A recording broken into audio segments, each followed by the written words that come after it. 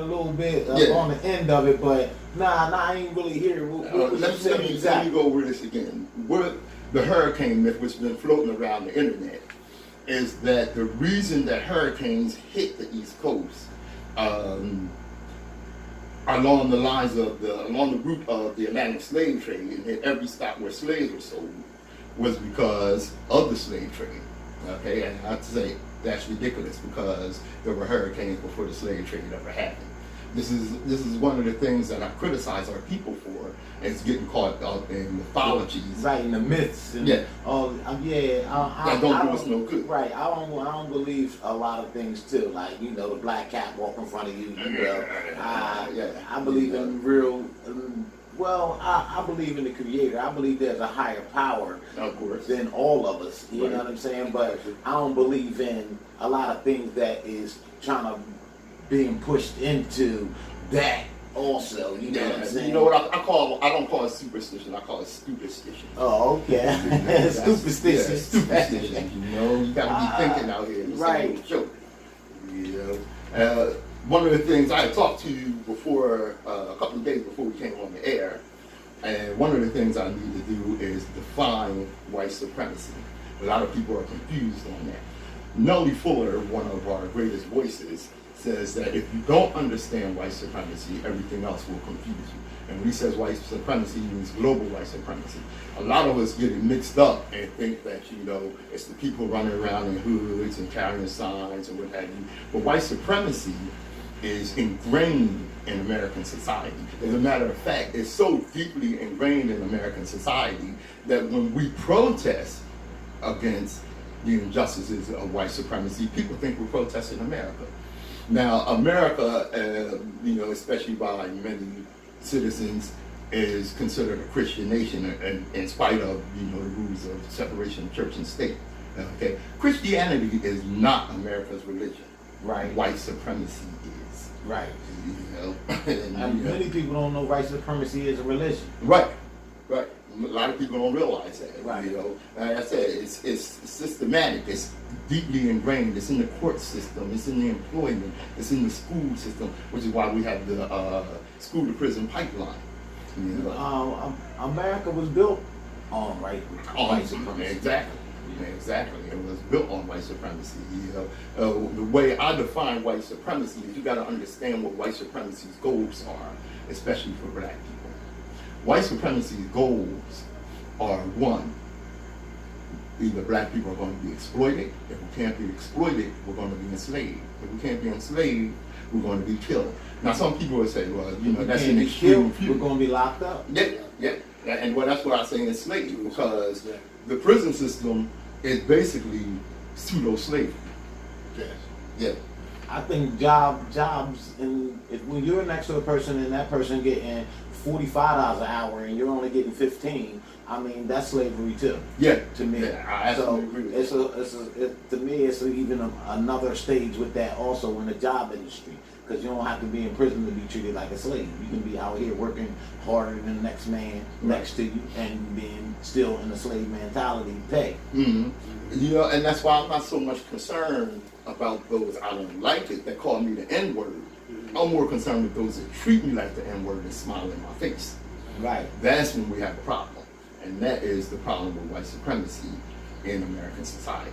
I was looking at this it was an article, and it was actually I pulled it up on my phone. You know what I'm saying? It was about 10 cops, and they ran into this house. And when they got into the house, they obviously looked like they planted the evidence and everything. And when they came outside of the house, they all lined up. And all of them was doing the white power fist. You ever see that? Oh yeah. A lot of people don't know about that. They all was doing the white power fist, white supremacist fist. And the picture that it took, it had at least 7 of them out of the 10 of them that went in there had this fist shown all the time. It's a W and a P. Yeah, and you know what I'm saying? It's like this. It looks like the OK sign. Yeah, it looked like an OK sign, but that's upside down. Right, that's a white supremacist sign. Right, that's a white power. Right, white power. I'm glad you brought that up. KKK, and that's where the Ku Klux Klan come in. A lot of white supremacists is now being inserted into the police force. Police department. force, I right. mean, yeah, Police department. Yeah, the police department, Mhm. and it's like really, we really beginning to see it now that Trump is like in office. Oh yeah. That makes them feel Right, empowered. they make it, Yeah. I was going to chime in on that. Hey, y'all, what's up? I'm Smooth. It's like they got a lot of gumption, a lot of gun hold once they found one of their leaders that could run it as efficient as they wanted, such as Donald Trump. He's like giving them the white supremacists the okay to oust their feelings and how they feel about black people and actually make a stand. And it ain't only black people; it's people that's not. Of A course, a white supremacist don't like no one but their own. But their own. Right. So if you're not pure white, Mm-hmm. they have a problem with you. Oh yeah. So I'm like, what is the main key to be able to stop white supremacists? I don't see none. Well, you know what? This is the thing. First of all, we have to realize. Too many in power. Yeah. Well, we have to realize that what we're up against and what our situation is, and that's a big problem that we don't. For one thing, I like the way Dr. Clark said it. For one thing, we have to understand that we can't cape for other groups. We have to be careful of people that tan well and cry brotherhood when it's convenient for them, because they will turn their backs on us. Okay? Of course, yes. Okay? And what we have to realize is that we are and have been at war. And this war didn't just start with Jim Crow or slavery. This war started in the 1400s against African Americans. Right. We have to understand that. Right. You know, we don't understand that. Okay? And this war is not a war that we declared, but it was a war by his actions and by, you know, what he's shown us that the Caucasian has declared on the black man. Right. You know, we didn't decide to be in this war. What we're trying to do is stop this war and get these people off our back. But the key to everything is unity. That's the key. Right. When we understand that we can't go caping for other people that are not going to be on our side, I'm not going around singing Kumbaya by myself. Right. You know what I'm saying?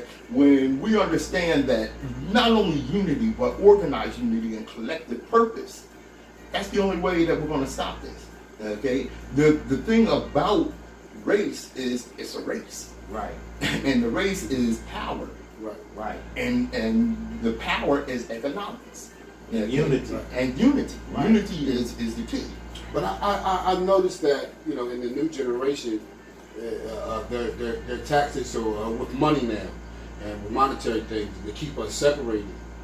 And we fight over those crumbs and bits like that. And we never see the clarity of unity because they dangle stuff in front of us. And we go for it Right. as a whole. Right. But I'm just saying, I hope a lot of guys and the younger guys open their eyes, understand that monetary money is not always the key to success. No, it isn't. You know, and that's the thing. You know, that's not just here, but on the African continent, that's a big problem. You know, a lot of our leadership is satisfied with trinkets Right. instead of being concerned about the well-being of our fellow men. Exactly. You know, We and can build on our own as long as we together. right, As long as we divided, and they use money and stuff like that to keep us divided, right. so that we don't have that conscience to be able to become a community, a positive community, and move together. Yeah, and we got to stay on code. I'm glad you said that, because you know one of the problems that we have are the businesses that we frequent.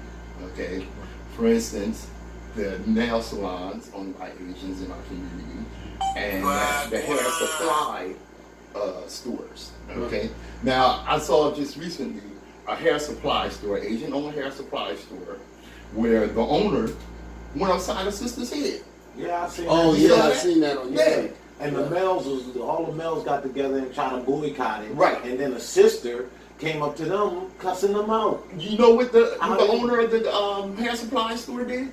He put up a sign, 50% off. Everybody had It was price. a line of sisters. A line of sisters trying to go get that infested hair, because a lot of the hair Yeah. is like, it has maggots and stuff in it. Yeah. It's been stored too long, Right. and then they go get it and for almost nothing, Right. and then bring it in the black community and sell it for high as they can, Yeah, and then say, right. oh, okay, well we'll put it on 50% sale. Yeah, and that's what he did. And That's they not still after he make did. money. Went upside their sisters here and put up that 50% sales, 50% sales. They forgot that. Yeah. They forgot that. They forgot the Right. disrespect that Right. they were getting. Right. You know? And then, like you said, the sister walked up to this brother and cussed him out. I need my hair. You Right. gonna get my hair And done? I thought she had long enough hair. Her hair looked Didn't it? her real hair looked better than the stuff they buy. Yeah. You know, so I don't understand how brainwashed they got us, and how we can just stay in that circumference of comfortability being brainwashed. Right, right, yeah. That You know what? puzzles me. I'm gonna tell you something. This is why the Open Eye and the HGE 95.3 FM is so important, because we have to control the propaganda in the media in our communities. We have to control the messages Right. that reach our people. Right. You know, and that's a big problem that we're dealing with. It's an eye opener. It's an eye opener, and this program on here is a great platform to open some eyes and shed that light. That's what we're trying to do. And another thing, we're gonna come back to that, because we got some specific things to talk about on police brutality and what have you. Excuse me. Another thing I want to talk about is Serena Williams. Now, Serena Williams is without a doubt the greatest tennis player of all time, barring none. Okay, 24 Grand Slam wins, 100 plus titles and what have you under her name. She's just the greatest ever. Now, even being the greatest, she's not going to win every time. Her fans understand that. These things happen. Okay, Yeah. so she lost the final last week at the U.S. Open. Okay, but it was the way that she lost that was the problem. It was really controversial. Now, her opponent, Naomi Osaka, who was the first female tennis player to win from Japan. Okay, now there's something else I want to mention right quick about Naomi Osaka. What they leave out after she won the U.S. Open title is the fact that she's half Japanese. Okay, she's half Asian. I mean, she's half Haitian.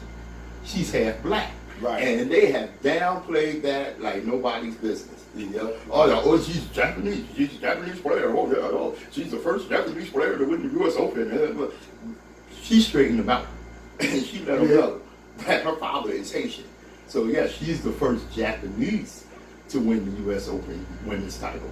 But she's also the first Haitian to win the U.S. Open women's title. Now, the way she won, I give her a lot of credit. She's a great player. You gonna say, Mr. Roma? And you didn't really say what had me and Serena, if you've seen it, when she won, Mm-hmm. they booed her. Yeah. Yeah. They booed And her. who comforted her?